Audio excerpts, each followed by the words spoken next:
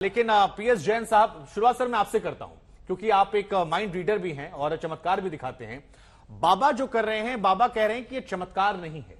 वो किसी चमत्कार का दावा नहीं करते हैं, वो किसी प्रकार के भ्रम में नहीं डालते हैं, लोगों को बुलाते नहीं हैं। ये शक्ति है जो उन्हें बालाजी से मिलती है। लेकिन कई सारे मैजिशियन है, कई सारे माइंड रीडर जो हैं वो कहते हैं हम भी ऐसा ही करते हैं, लेकिन हम ट्रिक नहीं बता सकते क्योंकि उससे जादू की जो विश्वसनीयता है वो खो जाएगी। लेकिन जो बाबा कर रहे हैं वो हम कर कर दिखा सकते हैं। तो इस वीडियो को देखने के बाद आपका टेक क्या है और आप इस पर कैसे टिप्पणी करते हैं? देखिए शुभांकर जी, आज तक के माध्यम से सबसे पहले मैं आपको ये बता देना चाहता हूं कि हिंदुस्तान ही नहीं, ब्रह्मांड के जितने भी धर्म हैं उनको नतमस्तक करते हुए, हमारा देश संत महात्माओं का देश है, ऋषि मुनियों का देश है, गुरुओं का देश है, उनको नतमस्तक करते हुए मैं सम्मान करता हूं। मैं एक खुद सनातनी हूं, मैं एक खुद जादूगर हूं, लेकिन मैं विश्वास करता हूं, अंधविश्वास नहीं करता। तो ये इतना आपने एक्सप्लेनेशन इसलिए तो नहीं दिया कि आप पर लोग सवाल ना खड़े कर दें कि आप धर्म के खिलाफ हैं। विश्वास और अंधविश्वास में फर्क क्या है जी वो बताता हूं। विश्वास ये है, आस्था है, हमें विश्वास है, सब कुछ ठीक है। लेकिन अगर मैं आज से हजारों साल पहले या लाखों साल पहले चला जाऊं, रामायण की बात करूं, तो रामायण में जब युद्ध होता है रावण की सेना का और राम की सेना का, जिसमें लक्ष्मण जी को मूर्छित किया जाता है मेघनाथ के द्वारा। जब मेघनाथ मूर्छित हो जाते हैं तो राम जी ठीक कर सकते थे, हनुमान जी ठीक कर सकते थे। मैसेज क्या? लक्ष्मण मूर्छित हो जाते हैं, तो हनुमान जी ठीक कर सकते थे, राम जी ठीक कर सकते थे। लेकिन राज्य वैद्य ने कहा कि हमें संजीवनी बूटी चाहिए। संजीवनी बूटी लेने के लिए हनुमान जी गए और पूरा का पूरा पहाड़ लेके आ गए। तो मैसेज क्या है यहां पर हमारे धर्म में कि जो व्यक्ति जिस फील्ड का सक्सेसफुल व्यक्ति है उससे सलाह लेनी चाहिए। आज अगर मुझे कुछ मीडिया सीखना है तो मुझे पत्रकारिता में कोर्स करना पड़ेगा। अगर मुझे स्पोर्ट्समैन बनना है तो मुझे पटियाला यूनिवर्सिटी में जाना पड़ेगा। मुझे डॉक्टरी बननी है तो मुझे एमबीबीएस से पूछना पड़ेगा। अगर मुझे किसी से सलाह लेनी है, जो व्यक्ति जिस फील्ड का सक्सेसफुल है, विशेषज्ञ व्यक्ति उस बारे में कह सकता है, बाकी को कहेगा तो सही नहीं तो है। जो बागेश्वर धाम या हमारे धर्म के या दूसरे धर्म के ज्ञान की बात करते हैं, ज्ञान देने की बात करते हैं, वो तो बहुत अच्छी बात है जो पॉजिटिव बात दे रहे हैं।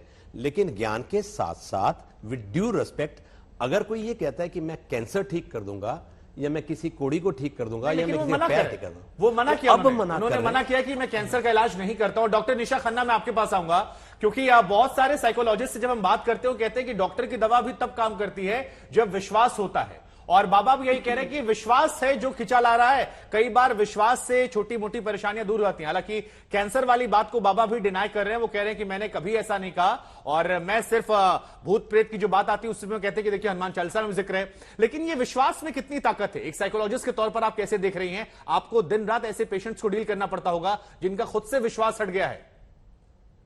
देखिए, विश्वास की जब हम फेथ की बात करते हैं, हम ऑप्टिमिज्म की याद करते हैं, पॉजिटिव थिंकिंग की बात करते हैं।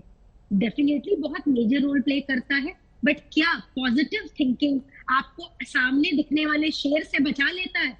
नहीं। अगर सामने वाला आपको हार्म करने के लिए आया है तो अगर आप हनुमान चालीसा भी पढ़ लेंगे और अगर आप कोई एक्शन नहीं लेंगे और वहां बैठ जाएंगे, 100 में से 1% चांस हम ले लेते हैं, 0.1% चांस आपको शेर नहीं खाएगा।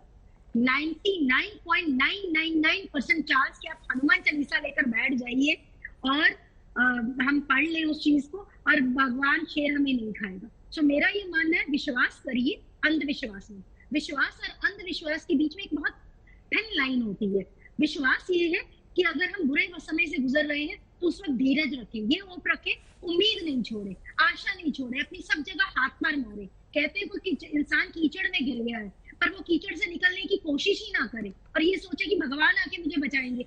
I am sorry to say, I don't want to hurt someone's, anyone's, जिसे बोलते हैं, मैं किसी की भावनाओं को ठेस नहीं पहुंचाना चाहती। मैं खुद भगवान को मानती हूँ, पर भगवान भी बोलता है कर्म योग। पहले आप कर्म करिए और फिर भगवान पर छोड़ दीजिए। पर अगर हम भगवान पर छोड़ के बैठ जाए, मैं पेड़ के नीचे बैठ जाऊंगा और फल मेरे मुंह में आ जाएगा, इट्स नॉट पॉसिबल। हमें कर्म करना होगा। तो भगवान में भी, हमारे ग्रंथों में भी कर्म योग के बारे में लिखा गया है। एक है भक्ति योग, एक है कर्म योग। भक्ति योग में हमें फेथ पर बोला जाता है, विश्वास पर ध्यान देने को बोला जाता है, चाहे वो हिंदू धर्म की बात हो या किसी भी धर्म की बात हो। तो विश्वास हर धर्म में सिखाया जाता है, बट अगर उसी विश्वास के साथ कर्मा सिखाया जाता है।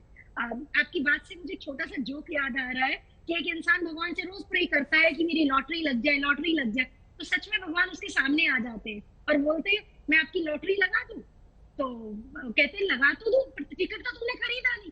तो आप खुद सोचिए, अगर आप कर्म ही नहीं ठीक है। करेंगे और आप ये सोचेंगे कि आपका काम हो जाए, तो कर्म करना तो इंसान का फर्ज है। ठीक है, कर्म बिल्कुल करने सही बात, के बिल्कुल बाद सही उसका बात है आपकी भुगतान डॉक्टर, होगा। आप जो कह रही हैं वो बिल्कुल इत्तेफाक रखता हूं मैं। हालांकि एक सत्य ये भी है कि कई बार जब डॉक्टर से भी हम निराश होते हैं तो हम ईश्वर से प्रार्थना करते हैं, और ऐसे में चमत्कार भी हमने देखे हैं, और इसी वजह से आस्था जो है हर धर्म को मानने वालों की अपने अपने ईश्वर पर बनी हुई है।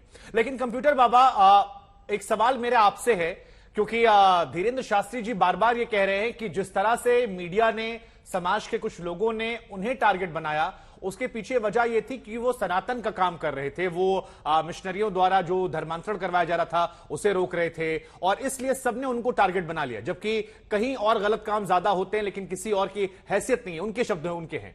तो आप इन्हें कैसे देखते हैं? आप, क्योंकि आपकी उम्र भी है, ये महज 26-27 साल के हैं, तो आप धीरेन्द्र शास्त्री जी को कैसे देखते हैं? और दूसरा जो आरोप वो लगा रहे हैं उनमें आपको कितनी सत्यता नजर आती है? नहीं, देखिए, ये तो गलत बात है कि मीडिया गलत दिखा रहा। नहीं, मीडिया में, किसी मीडिया में कोई भी हो, मुझे नहीं लगता कोई गलत दिखा रहा, क्योंकि जो हो रहा वो दिखा रहे। अब रहा सवाल श्रद्धा का। देखिए, हमारे ये देश जो है ऋषि मुनियों का देश है, हमारे साधु संतों का देश। इस देश में लोगों की श्रद्धा से बहुत कुछ, मैं कह रहा हूं, दादा ठन ठन पाल मध्य प्रदेश में जबलपुर में रहे, और खंडवा में धूनी वाले दादा रहे। पूरे देश में नाना प्रकार के बड़े बड़े साधु संत हुए हैं, और वो लोग उनके पास जाते, श्रद्धा पूर्वक जाते थे, और श्रद्धा से जो मांगते थे मिलता था। हम लोग सुनते थे, हम छोटे थे, लोग कहते थे कि उनको लकवा लग गया, लकवा ले लिया, अब खुद ले लिया था और दूसरे का लकवा ठीक कर दिया। तो श्रद्धा है। यदि धीरेन्द्र शास्त्री जी के प्रति लोगों की श्रद्धा है, हनुमान जी की कृपा है, हमारे सनातन धर्म में श्रद्धा ही से सब कुछ होता है, हम श्रद्धा से मानते हैं।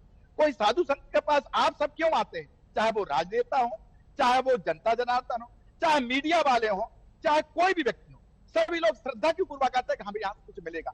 और जब मिलता है तभी तो लोग डबल आते हैं, 300 आएंगे, 200 आएंगे, 1000 आएंगे, 10,000 आएंगे, लाख आएंगे। मुझे ऐसा लगता है, उन्होंने कहा कि धर्मांतरण रोकने का बिल्कुल सही है, टारगेट तो बनाया जा रहा है।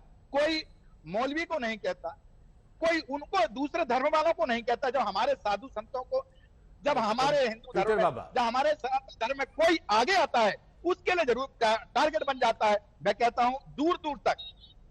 कंप्यूटर बाबा, देखिए आपने जो कहा मैंने बहुत ही ध्यानपूर्वक सुना। मैं खुद बिना स्नान के, बिना पूजा पाठ के कुछ खाता पीता नहीं हूं, पूजा पाठ करता हूं, तमाम जगह जाता हूं।